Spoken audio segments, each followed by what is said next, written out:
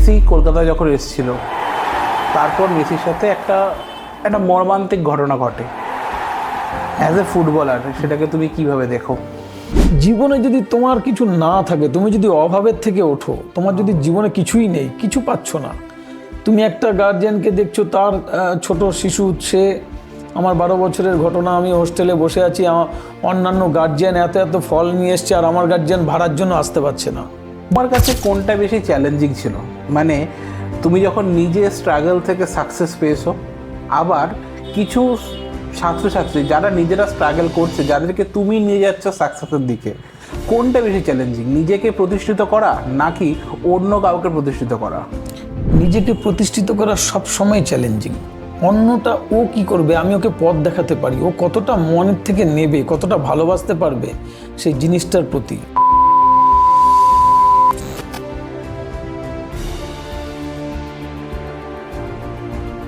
প্রতিবারের মতন আবারও চলে এসেছি আরও এক নতুন ভিডিওতে।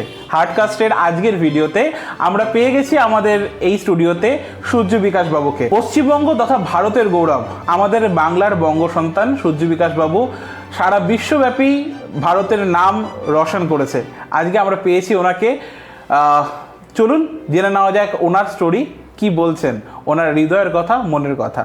প্রথমেই স্বাগত জানাই আজকের এই স্টুডিওতে। আপনার জার্নিটা কিভাবে স্টার্ট হয়েছিল সেটা দিয়ে আজকের আমরা পডকাস্টটা শুরু করব। আমার জার্নি শুরু হয়, আমি তখন প্র্যাকটিস কিছু করতাম না, জাস্ট পাড়ায় যেরকম খেলে ছেলেরা সেরকমভাবেই খেলতাম। তো আমাদের মণ্ডলপাড়া বিদ্যানিকেতনের সুব্রত কাপের একটা ম্যাচ পড়েছিল যুগের প্রতীক মাঠে। অপোনেন্ট ছিল যতদূর সম্ভব আগরপাড়া নেতাজি। তো সেই ম্যাচটা তো খেলতে গেছি, আমাদের সবই আন্ডার-16 ম্যাচ, কিন্তু আমাদের তখন বয়স, আমার 12, শিবশঙ্কর চৌধুরীর 12, এইরকমই সব 12-13, কিন্তু অপোনেন্ট যারা ছিল তাদের 16, 17, 18 এরকম। আচ্ছা। তো ম্যাচটা 6 গোলে হেরেছিলাম।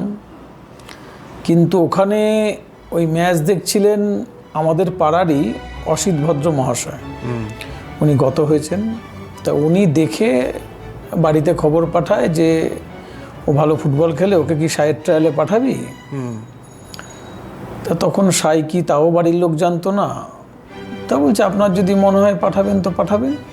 তো উনি নিজেই, তখন আমি অ্যাডমিশন নিই যুগের প্রতীকে, উনি নিজেই নাম এন্ট্রি করে, তখনও প্র্যাকটিস স্টার্ট করিনি, আমাকে সাইড ট্রায়ালে পাঠায় 15 দিনের মধ্যে। শ্যামনগর যুগের প্রতীকে? শ্যামনগর যুগের প্রতীকে আমি তখনও প্র্যাকটিসে পা দিইনি, কিন্তু যুগের প্রতীকের ক্লাবের নামে 5টা ছেলেকে পাঠানো হয়েছিল, তার মধ্যে উনি আমার নাম পুট করেছিলেন। আচ্ছা। এইবার সাইড ট্রায়ালে গেলাম, প্রায় 1000 জনের মধ্যে 16 জন বাছাই হলো বাংলা থেকে। তা চান্স পেয়ে গেলাম। মানে তখন এজ 12? তখন এজ 12। ওকে। চান্স পেয়ে গেলাম।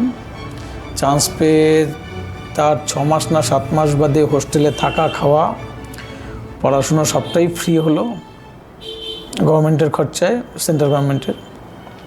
এই জার্নি স্টার্ট হলো আর কি, এই স্বপ্নটা শুরু হলো। তারপর তো অনেক চড়াই উতরাই অনেক কিছু এসছে। জীবনের সবথেকে বড় মোড় কোনটা ছিল, মানে সবথেকে চ্যালেঞ্জিং সিচুয়েশন? চ্যালেঞ্জিং সিচুয়েশন প্রতিটা ধাপেই চ্যালেঞ্জিং, প্রতিটা ধাপেই তো অবহেলা। এই হাইট নিয়ে ফুটবল খেলতে গেলে তো প্রথমে তো কেউ বিশ্বাসই করবে না যে এই হাইট নিয়ে কেউ ফুটবল খেলতে পারে। কারণ অপোনেন্ট কারুর 6 ফুট হাইট, কারুর যেই লেভেলে খেলেছি, সুব্রত কাপ যখন খেলেছি তখন অপোনেন্ট আমাদের থেকে হাইট বেশি। প্রথম যখন সাইতে গেলাম, সাইয়ে 2টো টিম হলো, চান্স পেলাম না। তা অবহেলা যত থাকবে তত সাকসেস আসবে আর কি, প্রতিটা ধাপেই তো তাই। মেসি কলকাতায় যখন এসেছিল তারপর মেসির সাথে একটা মর্মান্তিক ঘটনা ঘটে। অ্যাজ এ ফুটবলার সেটাকে তুমি কিভাবে দেখো?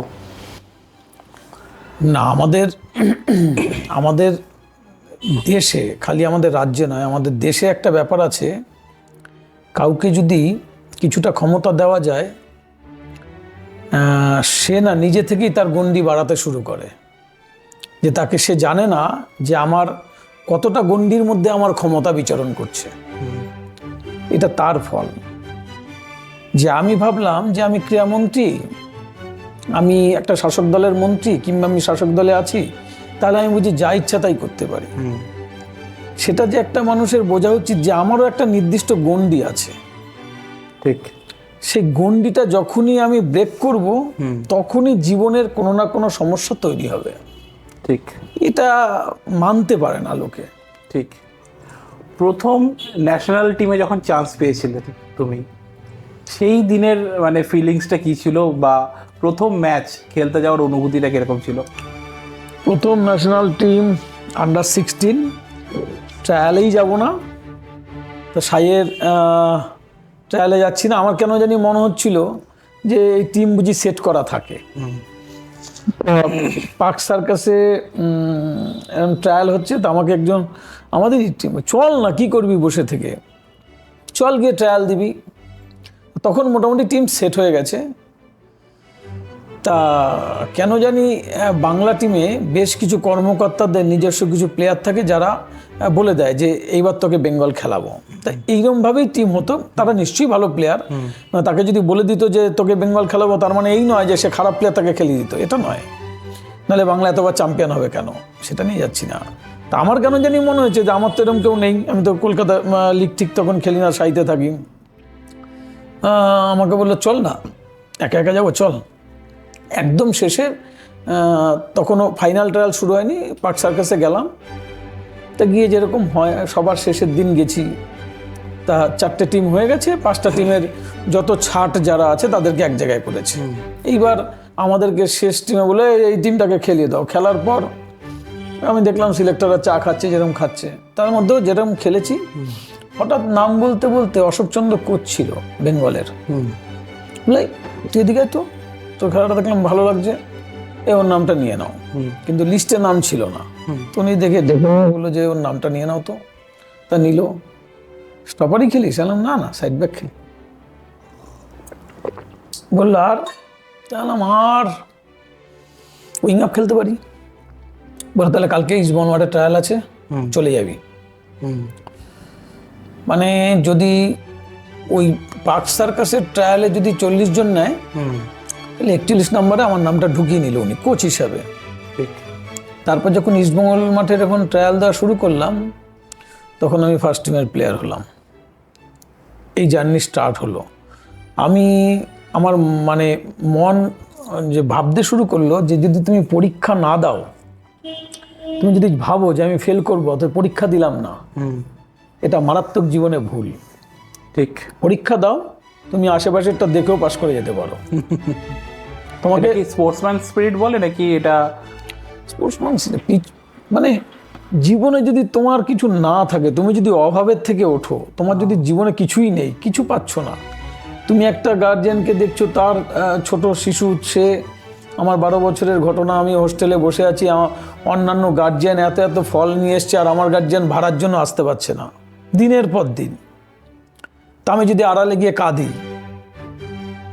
সে কান্না তো কিছু জন্ম দেবে, কান্না কিছু তো দেবে আমাকে রিটার্ন, এমনি এমনিতে চোখের জল পড়বে না।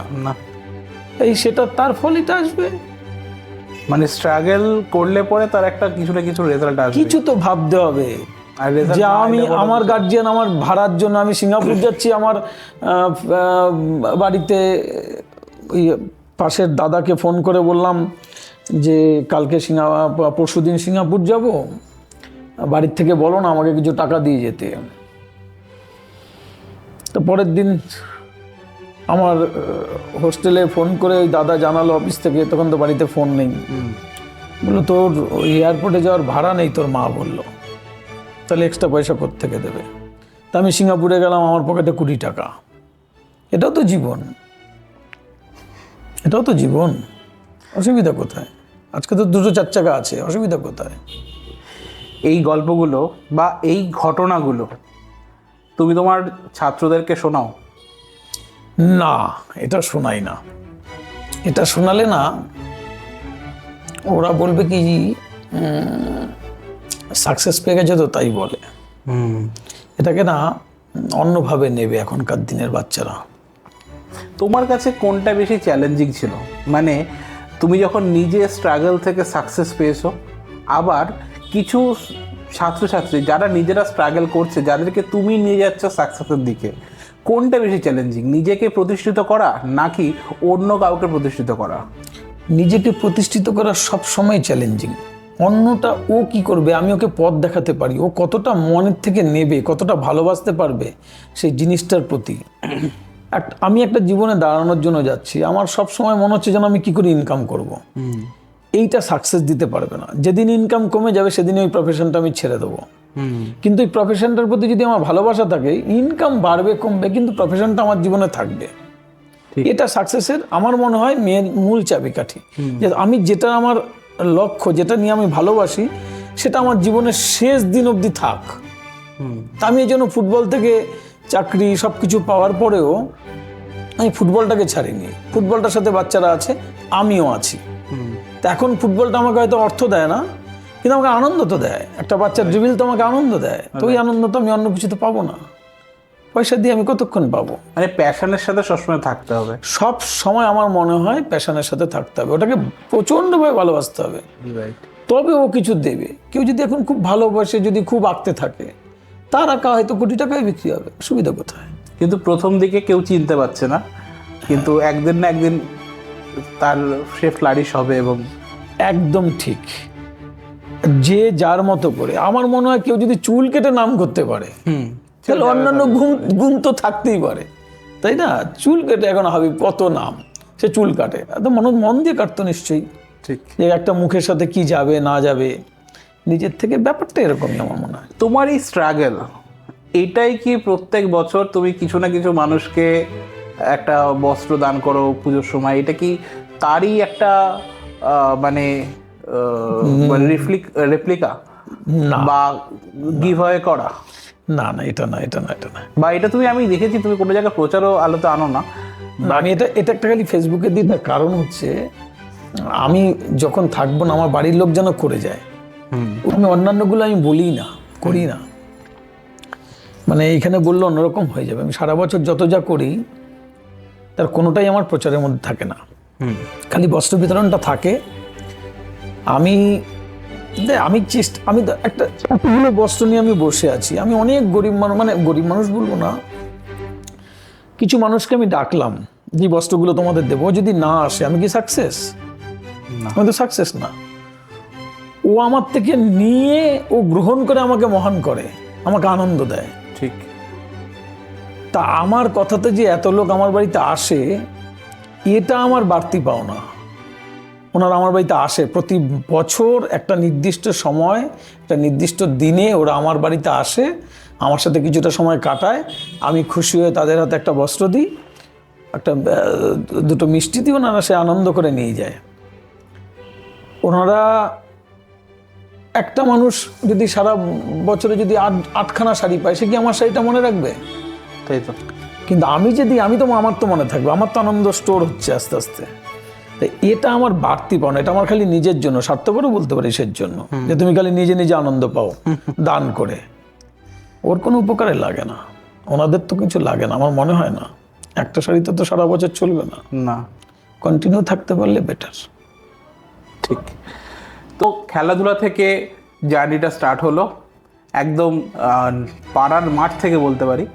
তার পরবর্তীকালে ইস্ট বেঙ্গলের ক্যাপ্টেন। তো এই ক্যাপ্টেন জার্নিটা ঠিক কিরকম ছিল?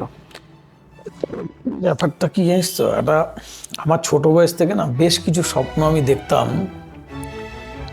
স্বপ্নগুলো কিরকম দেখতাম, বাড়ির উঠোনে দাঁড়িয়ে আছি, কিংবা তখন তো ওই শ্যামনগর মেলা থেকে না মা ওই রাবারের বল নিয়ে যেত, বাচ্চার জন্য কিছু নিয়ে যাই, ওটা নিয়ে ধর খেলছি, মাথার উপর দিয়ে প্লেন যাচ্ছে, তাকিয়ে ভাবলাম এই ভেতরে যদি বসতে পারতাম। যখন খেলা স্টার্ট করি তখনও আমি ইস্টবেঙ্গল ক্লাবে একবার, যখন ইস্টবেঙ্গল ক্লাবের মাঠে অন্য টিমের হয়ে খেলছি, তখন না টেন্টের দিকে ভাবলাম এই ক্লাবে যদি কোনোদিন খেলতাম। তারপর যখন সুব্রত কাপ খেলি, সুব্রত কাপে তখন সুব্রত কাপ আর ডুরান্ড কাপ দিল্লির আম্বেদকর স্টেডিয়ামে হতো।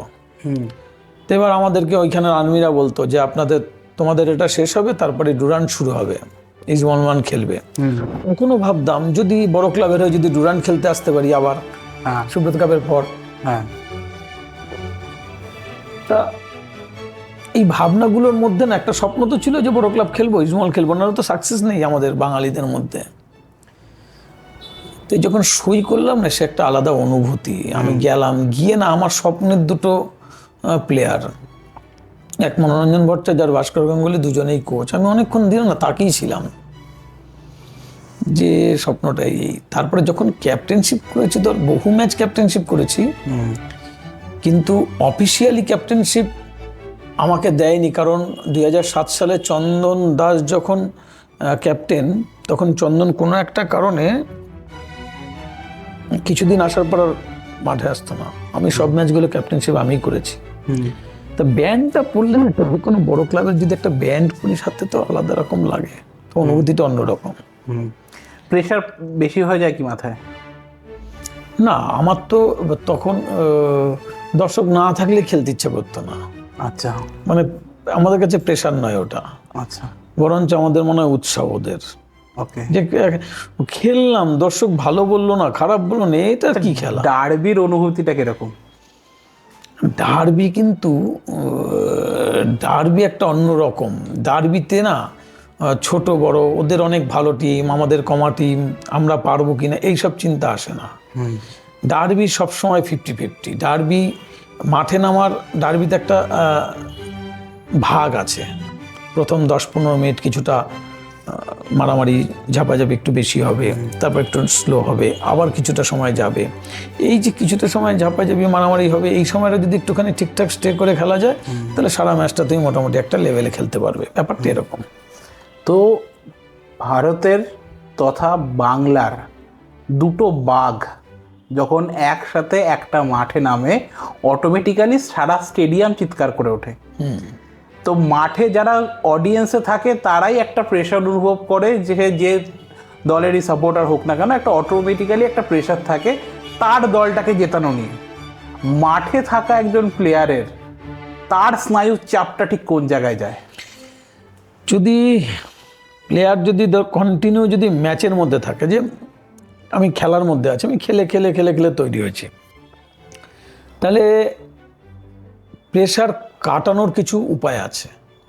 এক, সবার প্রথম ব্রেন থেকে দর্শকের সংখ্যা ছাড়তে হবে, দর্শকের আওয়াজ কানে নেওয়া যাবে না। একদম ফোকাস রাখতে হবে যে আমার ম্যাচ, আমি ম্যাচ খেলতে নেমেছি, তখন খালি মাঠ ছাড়া আমি আর কিছু দেখি না। এটা একটা অভ্যাস, এটা আস্তে আস্তে করে তৈরি হয়ে যায়। কারণ এইটা না হলে সে কোনোদিনই খেলতে পারবে না। সে যদি ভাবে যদি এত দর্শক, আমি কি করব, আমার যদি খারাপ হয় আমার কি হবে, এটা করলে তো মাঠেই নামা যাবে না। সবসময় নিজেকে পজিটিভ, যে আমার যেটুকুনো কাজ, টিম হারলো জিতলো কি হলো না হলো ওইটা বড় কথা নয়, আমার পারফরমেন্স যেন একটা লেভেলে থাকে, এইটা চিন্তা করে যদি নামা যায়, তাহলে যে কোনো কাজ, তাহলে আর প্রেশারটা আসবে না। ফল কী হবে দেখা যাবে, আমি আমার মতো করে খেলি, তারপর দেখা যাবে। রাজনীতির কোনো প্রভাব দেখেছো খেলার মধ্যে? আসলে আমাদের সমাজে না রাজনীতিটা হচ্ছে মাথা। এবার পায়ে ব্যথা হলেও তো মাথায় বেশি সজাগ হয়ে যায় না। তো আমাদের রাজনীতিটা মাথা, তো সব জায়গাতেই না ইনভলভ হয়ে যায়। প্রথম ভাবে যে না, আমরা স্পোর্টসে রাজনীতি আনবো না, শিক্ষায় রাজনীতি নেব না, অমুক জায়গায় নেব না। কিন্তু নেতাদের যদি পেছনে লোক না ঘোরে, নেতারা তো পাগল হয়ে যাবে। নেতাদের থাকবেই না, ওই কি আমার পিছনে লোক ঘোরে না, এই আমি কেমন নেতা। অন্যান্য জায়গায় এরকম নেই, বম্বেতে গিয়ে কেউ ঘুরে ফোরে না, ও নর্মাল চলছে। কিন্তু আমাদের নেতারা তা নয়, আমাদের নেতাদের 7-8জন থাকবে পেছনে, তবে ওদের ফিলিংসটা আসে আর কি। ওই জন্যই সব জায়গাতে মাথা গলায়। বাংলার ক্রীড়ার মধ্যে সবসময় ক্রিকেট, ফুটবল, ব্যাডমিন্টন, হকি সব কিছু রয়েছে। তো তোমার মতে কি মনে হয় যে বাংলার ক্রীড়াটাকে বেটার করার জন্য কি এমন টিপস বা এমন কি ওয়ে হতে পারে যেটাতে আমাদের বাংলাটা আরও বেটার কিছু যেতে পারে? যদি মানে যে কোনো স্পোর্টসের যে টোটাল যে স্পোর্টস, এটাকে যদি পরিচ্ছন্ন রাখা যায়, সঠিক চিন্তাভাবনা যদি নেওয়া যায়, এর মধ্যে যদি কোনো রকম এক্সট্রা প্রায়োরিটি কোন এইটার পেছনে দেবো ওইটার পেছনে দেবো না, এরকম যদি না করা হয়, বাছাই প্রক্রিয়া যদি মানে স্বচ্ছ থাকে, তাহলে সমস্ত কিছুতেই সাকসেস পাওয়া সম্ভব। এখানে আমার একটা প্রশ্ন, যে বাছাই প্রক্রিয়া বা সিলেকশন প্রসেস, সেটা কি এখন স্বচ্ছ? না, পুরোপুরি স্বচ্ছ কোনোদিনই সম্ভব না। পুরোপুরি স্বচ্ছ এইভাবে করবে না, তাহলে তার মানুষ ক্ষমতা দেখাতে পারবে না যে আমি যদি কাউকে একটা এক্সট্রা সুযোগ না দিই সে আমার সাথে থাকবে কেন। ব্যাপারটা অনেকটা এরকম, কিছু পরিচিতি মুক্ত বেরোবেই। হয়তো 19-20 থাকবে, 19টাকে নিয়ে নিলাম, 20 নিলাম না, হয়তো অনেক ক্ষতি হলো না, কিন্তু অল্প অল্প করে অনেকটাই ক্ষতি হয়ে গেল। এরকম যদি 3 জনকে নিই, 3টে 20 হলে যেটা এগিয়ে যেত, 19 নিলাম, কিছুটা তো কমবে।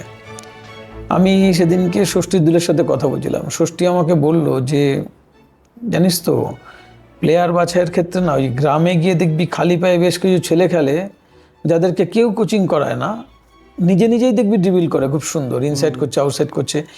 ওই ছেলে যদি তুলে নিয়ে এসে যদি বুট পরিয়ে যদি করানো যায়, এই ছেলেটার যে বেসিক সেন্স, সেটা যারা দেখবি রেগুলার ট্রেনিং করে তাদের থেকে দেখবি বেটার হয়ে যাবে, অনেক তাড়াতাড়ি নিতে পারবে। কারণ ও খেলতে খেলতে নিজে নিজে তৈরি হয়ে গেছে অনেকটা। এটা ওর মত, এটা ওর মতো করে ও বললো। তা আমি দেখলাম কিছু কিছু ক্ষেত্রে তো সত্যি, আমি তো 2-3 জায়গায় গ্রামে ঘুরতে গিয়ে দেখছি খালি পায়ে যারা খেলে তাদেরকে কেউ বল মারা শেখায় না, কি সুন্দর ড্রিবল করে, সোল টানছে। তাহলে এরা এক্সট্রা কোয়ালিটি নিয়ে এসছে, মানে খেলতে খেলতে তৈরি হয়ে গেছে রেগুলার। ছোট ছোট বাচ্চা এইরকম নিয়ে এসে যদি একাডেমিতে রেখে যদি লালন পালন করা যায় তো বেটার হবে। তো তোমার মতে কোনটা বেটার, বা তোমার মতে এখন বর্তমান যে বিভিন্ন কোচিং সেন্ট্রিক, যে আস্তে আস্তে তারা বিভিন্ন জায়গায় যাচ্ছে, কোচিংয়ের মাধ্যমে কোচ হয়ে তারা যাচ্ছে, আবার কেউ কেউ, আবার তুমি যেমনভাবে উঠেছো যে একদম পাড়াগাঁয়ের থেকে, মানে একটা গেম থেকে সেখান থেকে সিলেকশন প্রসেস হয়ে আস্তে আস্তে উঠেছিল, তো কোনটা বেটার ওয়ে? না, এখন আমার 35-40 বছর আগের যে পরিবেশ আর এখনকার পরিবেশ তো এক নয়। এখনকার গার্জিয়ানদের 1-2 সন্তান, তারা অনেক যত্নে রাখে। এখন যারা কোচ হচ্ছে তারা সব লাইসেন্স করা কোচ, কিন্তু দেখতে হবে যে প্র্যাকটিক্যাল আর থিওরি এই দুটো মেনটেন করে কে মানে কিছুটা কোচ হতে গেলে তোমাকে এই লেভেল অবধি খেলতেই হবে, মানে একটা বেসিক সেন্স যেন গ্রাউন্ড সম্বন্ধে থাকে। এখন যারা কোচ হচ্ছে তাদের অনেকেই আছে কর্পোরেট সংস্থায় চাকরি করে, ফুটবলে একটা বি লাইসেন্স করে রাখলাম, তারপরে সেই লাইসেন্সটা কোনো একটা ক্লাবে ভাড়া দিলাম, এইবার আমি 4টে কোচিং সেন্টারে প্র্যাকটিস করালাম। তো ও তো নিজেও জানে না বল মারতে, তাহলে শেখাবে কি? ও তো আর মুখে বলে তো আর ফুটবল শেখানো যাবে না। আমি একটা প্লেয়ারের, মাঠের তো কিছু সমস্যা আছে, হ্যাঁ, মাঠে খেলতে গেলে কিছু সমস্যা তৈরি হবে। ঠিক, যে আমি একটা প্লেয়ার যদি বলে যে স্যার আমি না সাইড ব্যাক খেলি তো, আর একজন স্টপার খেলি, মাঝখানে না এই স্টপার আর সাইড ব্যাকের মাঝে উইং আপ আর স্ট্রাইকার দাঁড়ানো আছে, কিংবা উইং আপটা এখানে ঢুকে যাচ্ছে, তাহলে কে নেবে? তো এইটা যে খেলবে সে বলতে পারবে কে ওই প্লেয়ারটাকে ধরবে, যে খেলেনি সে কি করে বুঝবে? সে যদি ওই কর্পোরেট সংস্থা থেকে এসে যদি কোচিং লাইসেন্স নেয়, তার পক্ষে এটা বোঝা সম্ভব না। ঠিক, যে একটা বল মাইনাস হলে আমার পজিশন কোথায় হবে, আমি কিভাবে দাঁড়াবো, মাঠটাকে কতটা দেখা যায়, কিভাবে দাঁড়ালে বলের পজিশন অনুযায়ী আমি কতটা টার্ন করব, মাঠকে কি করে ভাগ করব, কোথায় দাঁড়াতে হবে, কোথায় যেতে হয়, এইটা তো যে খেলেছে সে বলতে পারবে, সে অভিজ্ঞতা দিয়ে বলবে। ঠিক, যে এইভাবে যদি না দাঁড়াস তাহলে কিন্তু এখান দিয়ে বল যাবে, তুই কিন্তু গোল খাবি। এই জন্য তো সবাই লাইসেন্সের জন্য ছুটছে, আইএফএ বা এআইএফএফ সবাইকে দিচ্ছে যে তুমি করো, তাদেরও তো ইনকাম হচ্ছে। কিন্তু যেই কোচ বেরিয়ে আসছে, যে লাইসেন্স করছে, সে যদি কর্পোরেট সংস্থার যদি হয় তাহলে তো রেজাল্ট আসবে না। রাইট। তো রেজাল্ট ওরিয়েন্টেডের জন্য একজন দক্ষ কোচের প্রয়োজন আছে। দক্ষ কোচ যার দুটো দিকেই জ্ঞান থাকবে, রাইট, যে এদিকেও থাকবে ওদিকেও থাকবে। কী করে কোচিং করাতে হয় সে পড়াশোনার মাধ্যমে শিখবে, কিংবা তাকে হয়তো বেশ কিছুদিন ট্রেনিং দিয়ে তাকে শিখিয়ে দাও।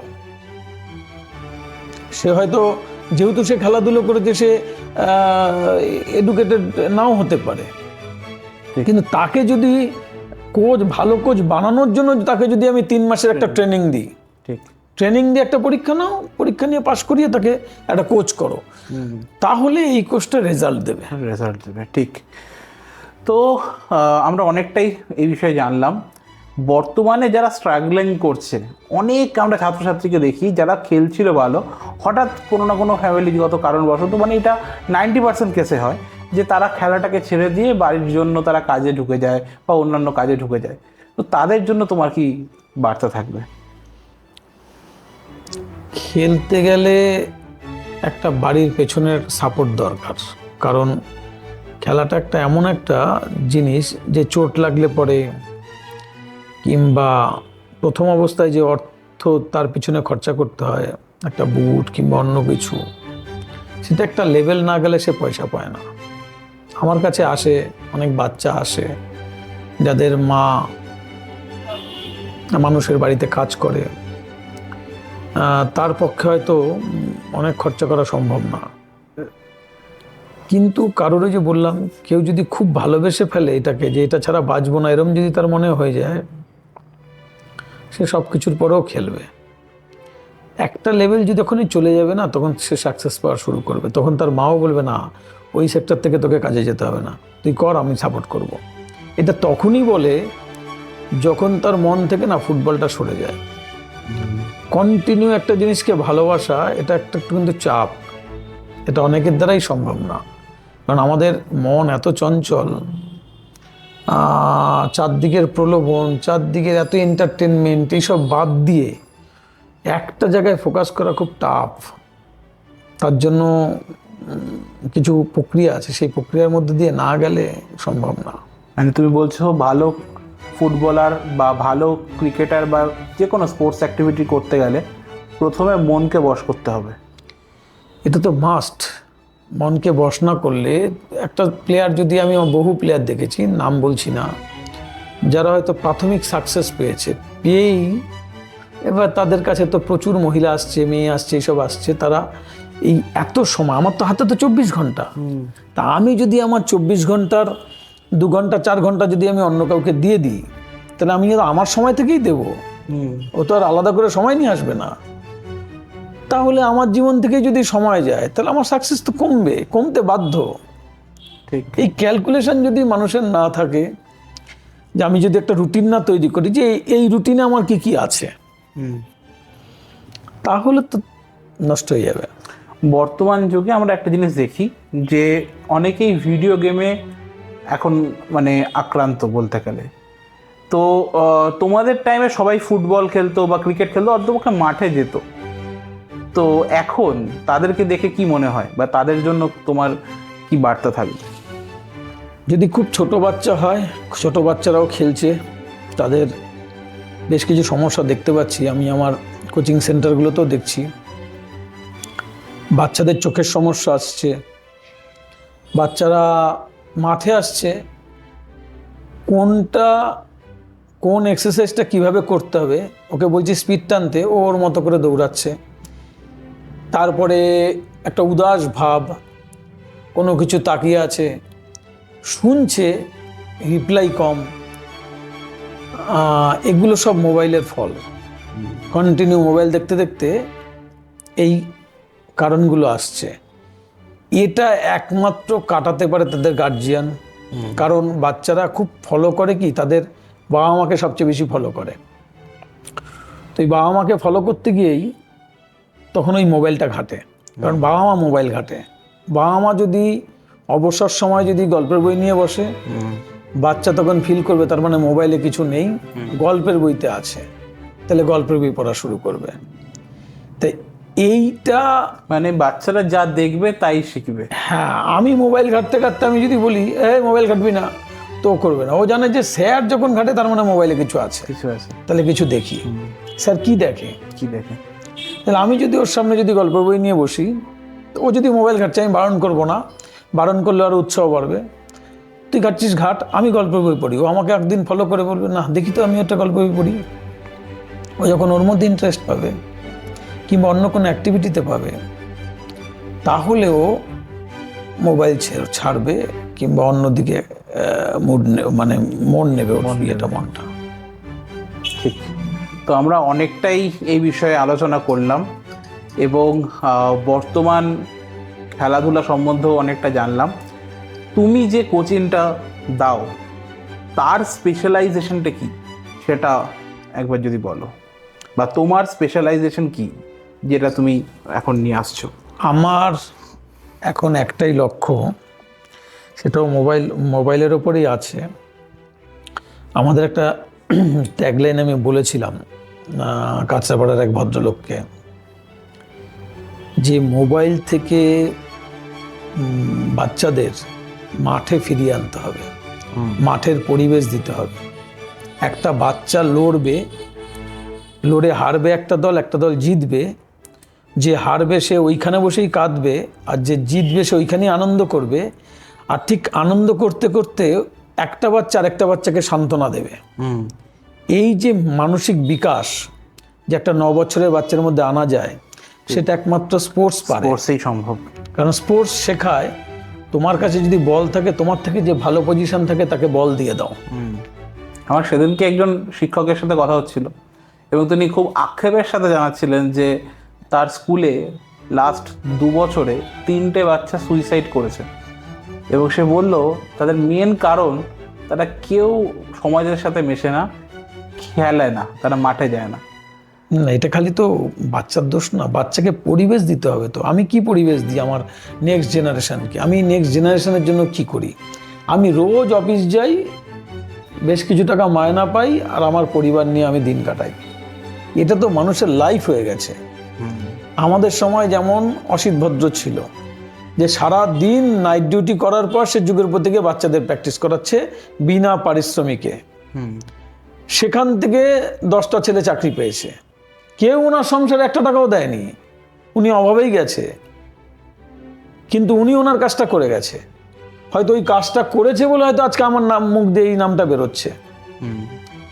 মুরারি সুর তারও তাই, রাইফেলে চাকরি করেছে, করার পর ওই অমানসিক খাটনি খাটার পর মাঠে এসে শ্রম দিয়েছে। একটা মাঠে নয়, এখানে ত্রিবেণী, ভদ্রেশ্বর, নারায়ণপুর, চারদিকে। তো এই মানুষগুলো যারা সমাজের জন্য, নেক্সট জেনারেশনের জন্য ভাবে, সেই লোক কমে গেছে। তো সবাই মানুষ নিজেকে নিজে ছোট করছে, আমি আমার বাচ্চা নিয়ে ভালো থাকবো। ভালো থাকার পাসওয়ার্ড তো এটা হতে পারে না। তাই তো, আমি তো আমার বাচ্চাকে এই সমাজে যদি বড় করতে হয়, তাহলে তো ওর বাচ্চাটাকেও দেখতে হবে। ওর বাচ্চা চোর হবে আর আমার বাচ্চা সাধু হবে, এটা হতে পারে? সবার চোরের মধ্যে আমার বাচ্চা সাধু, এটা হয়? তা মানুষ ভাবছে তাই, যে কারুর সাথে মিশতে দেবো না, ঘরে আটকে রাখবো, আমি ভালো করব। এটা ভালো থাকার পাসওয়ার্ড হতে পারে? একটা বাচ্চা গিয়ে মিশবে, মাঠে যাবে, ওখানে 4টে গালাগালি শিখবে, শিখে এসে আমার কাছে বলবে, আমি বলবো এগুলো গালাগালি, এগুলো দেবে না। ও ছোট বয়স থেকে আমার কাছে আছে, ও তো কোনটা গালাগালি আর কোনটা ভালো কথা এটাই জানে না। তো বিচার করবে কোথায়? বিচার আসছে কোথায়? একটা বাচ্চা হারেই না, গার্জিয়ানরা সবসময় তাকে জিতিয়ে রেখেছে। ও যদি অন্যের বাচ্চা যদি ওকে অপমান করে, ও গার্জিয়ান তাকে কি করে প্রোটেক্ট করবে তার চিন্তা করছে। আর অপমানিত হোক, কেউ যদি অবহেলা না হয়, তার মধ্যে সাকসেস আসে নাকি? অপমানিতই হলো না, সম্মান পাবে কোত্থেকে? ওকে তো বোঝাতে হবে যে উল্টো দিকের লোকটা তোমাকে অপমান করতে পারে, সম্মান দিতে পারে, তুমি তোমার মতো থাকো। তাই তো, তুমি তোমার ভেতরে থাকো, ওর অপমানেও তোমার কিছু যাবে আসবে না, তোমাকে বেশি সম্মান দিলেও কিছু যাবে আসবে না। ঠিক, মানে সাকসেসের জন্য ফেলিওরটা সবার আগে খুব প্রয়োজন। মানুষ আগে দেখতে হবে, আগে আমাকে অবহেলা করুক, আন্ডার এস্টিমেট করুক, তারপরে তোকে দেখাবো যে আমি কি। ঠিক। এবং একটা সুস্থ সমাজ গঠন করতে গেলে শুধুমাত্র বাড়িতে থাকলে পরে হবে না, তাকে সমাজের মধ্যে যেতে হবে। সমাজের মধ্যে না গেলে সমাজ গঠন করা সম্ভব নয়। সমাজের জন্য চিন্তা করতেই হবে। সমাজের জন্য আমি এটা ভাবলে, আমি যদি আমার কাছে 3টে গাড়ি আছে আর আশেপাশে কারুরও একটা গাড়ি নেই, সবাই গরিব আছে, তাহলে কি হতে পারে? এটা তো ভাবতে হবে। ঠিক। তাহলে আমার ভালো গাড়িগুলো ওরা সব চাইতে আসতে পারে।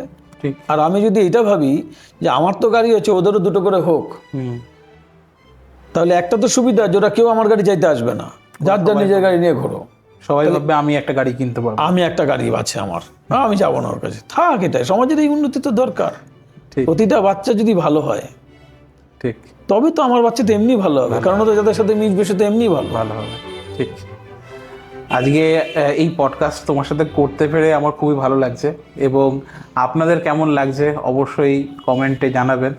অনেক ধন্যবাদ আজকে এই সময়টা দেওয়ার জন্য। না, ধন্যবাদ দিস না, আমি এসেছি, আমারও খুব ভালো লাগলো। আমি খুব টায়ার্ড ছিলাম, তাও এসেছি, কথা দিয়েছি।